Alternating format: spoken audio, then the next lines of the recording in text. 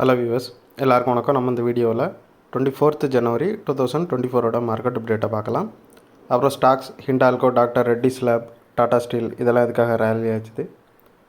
Asian paints, Axis bank, ICICI bank இதெல்லாம் இதுக்காக விழுந்துச்சு. எஃப்எஸ்டிஎஸ் இவங்கெல்லாம் வந்து எவ்வளோ க்ரோர்ஸ்க்கு ஸ்டாக்ஸை செல் அண்ட் பை பண்ணியிருக்கிறாங்க. அப்புறம் யூஎஸ் மார்க்கெட் வந்து எதுக்காக மிக்ஸ்டாக க்ளோஸ் ஆச்சுது. கிரிப்டோ அதுக்காக ரேலி ஆச்சுது. க்ரூடு கரன்சி, கோல்டு இதோட ரேட்ஸ் எல்லாத்தையும் நம்ம இந்த வீடியோவில் பார்க்கலாம். ஃபஸ்ட் வந்து மார்க்கெட் அப்டேட்டை பார்த்துடலாம்.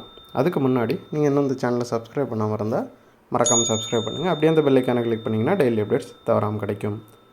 நிஃப்டி பார்த்திங்கன்னா ஒரு 215 பாயிண்ட் வந்து ரேலி ஆச்சுது. சென்செக்ஸ் வந்து ஒரு 689 பாயிண்ட் வந்து ரேலி ஆயிருந்துச்சு. ஸோ 2-3 நாளாக விழுந்துட்டு இருந்த மார்க்கெட் வந்து கொஞ்சமாக ரெக்கவரியை காட்டியிருக்குது. இதுக்கு முக்கியமான காரணம் வந்து டிஏஎஸோட பைன்னு சொல்லலாம். ஸோ இதுக்கு முந்தின செஷனில் பார்த்திங்கன்னா டிஏஎஸோட பை எதுவுமே இல்லை.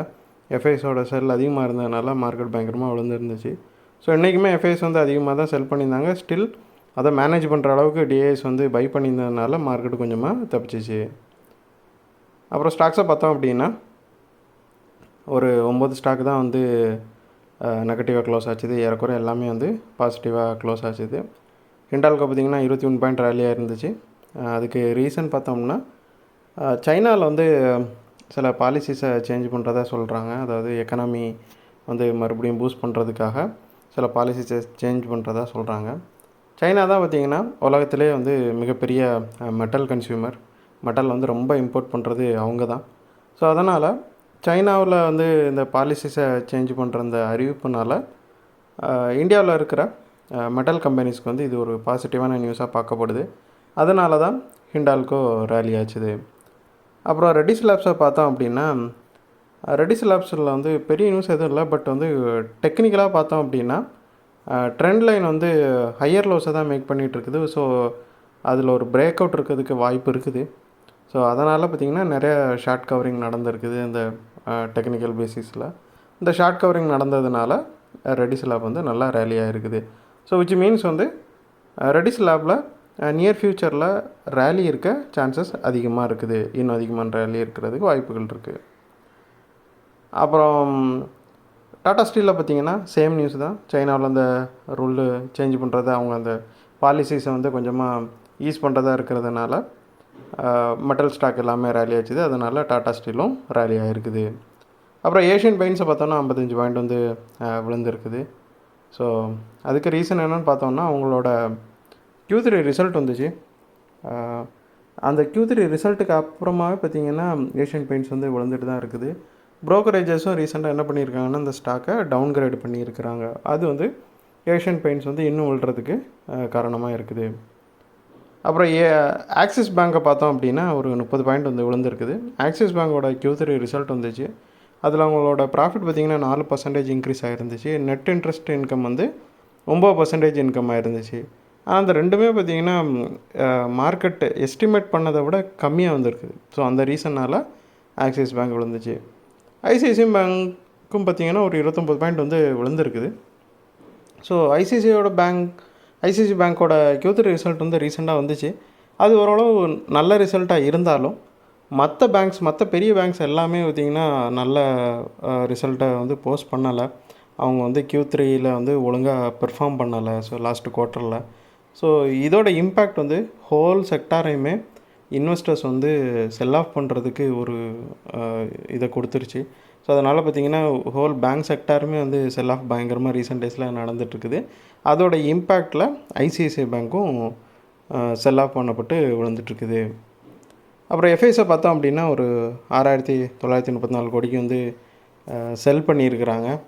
இவங்க வந்து 6வது கண்டினியூஸ் டேவாக செல் பண்ணுறாங்க. எஃப்ஐஸ் வந்து இந்த அளவுக்கு பயங்கர செல் ஆஃப் பண்ணுறதுக்கும் ரீசன்ஸ் இருக்குது. சில ரூல்ஸ் வந்து எஃப்ஐஸை ரிலேட்டடாக வந்து மாறுறதா இருக்குது. ஸோ அதுவும் ஒரு ரீசன் சொல்கிறாங்க. பட்டு என்ன திங்க் பண்ணி எஃப்ஐஸ் செல் பண்ணுறாங்கிறது அவங்களுக்கு மட்டும்தான் தெரியும். மேபி அந்த செல் ஆஃப் வந்து நெக்ஸ்ட்டு எக்ஸ்பைரியில் வந்து எப்படி மாறுதுங்கிறத பார்க்கணும். அப்புறம் டிஎஸை பார்த்திங்கன்னா எஃப்ஐஸ்க்கு ஈக்குவலாக ஒரு 6,012 கோடிக்கு வந்து அவங்க பை பண்ணியிருக்கிறாங்க. எஃப்ஐஎஸ் வந்து இந்த அளவுக்கு செல் பண்ணதுனால தான் மார்க்கெட் வந்து ரீசெண்ட் டேஸில் நல்லா விழுந்துட்டு இருந்துச்சு. முந்தின நாளும் பார்த்திங்கன்னா எஃப்ஐஎஸ் வந்து பயங்கரமாக செல் பண்ணியிருந்தாங்க. ஆனால் டிஏஎஸ் வந்து பை பண்ணாமல் விட்டுட்டாங்க. ரொம்ப குறைஞ்ச அமௌண்ட்டுக்கு தான் பை பண்ணியிருந்தாங்க. அது வந்து மார்க்கெட் வந்து பயங்கரமாக விழுறதுக்கு ரீசனாக போயிடுச்சு.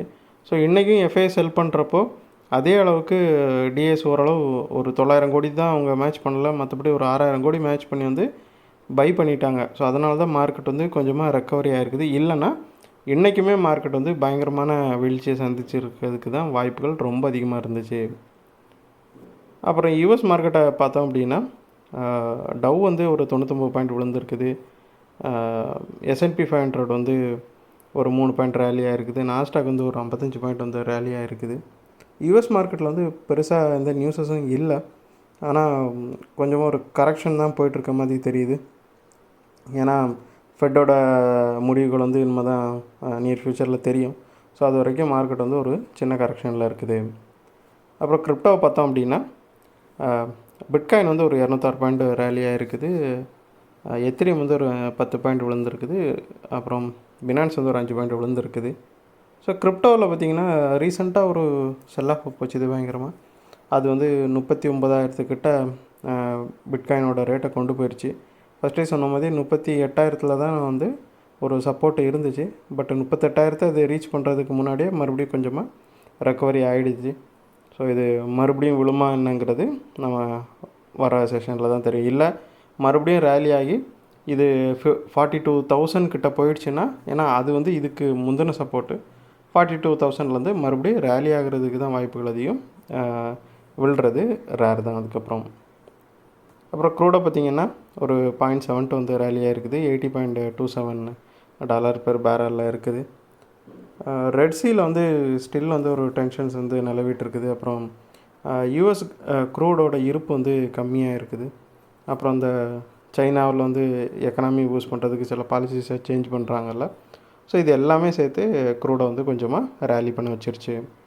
கரன்சிஸில் பார்த்தோன்னா யூஎஸ்டி வந்து ஸ்லைட்டாக விழுந்திருக்குது எகென்ஸ்ட் இந்தியன் ரூபி. யூரோவும் பிரிட்டனோட பவுண்டும் கொஞ்சமாக ரேலி ஆகிருக்குது. அப்புறம் கோல்டை பார்த்தோன்னா ஒரு வந்து 10 பாயிண்ட் வந்து விழுந்திருக்குது. 2015 இருக்குது. கோல்டு வந்து டிமாண்டு கொஞ்சம் கம்மியாக இருக்கிறதுனால கோல்டோட ரேட்ஸ் வந்து கொஞ்சமாக விழுந்திருக்குது. இந்த வீடியோவில் உங்களுக்கு கொடுத்த இன்ஃபர்மேஷன்ஸ் எல்லாம் கண்டிப்பாக ஹெல்ப்ஃபுல்லாக இருந்திருக்கும் நான் நம்புகிறேன். இது உங்களோட ஃபியூச்சர் ட்ரேடிங் செஷனுக்கு கண்டிப்பாக ஹெல்ப் பண்ணும். இந்த வீடியோ உங்களுக்கு பிடிச்சிருந்துச்சின்னா லைக் பண்ணுங்கள், ஷேர் பண்ணுங்கள், மறக்காம சேனலுக்கு சப்ஸ்கிரைப் பண்ணுங்கள்.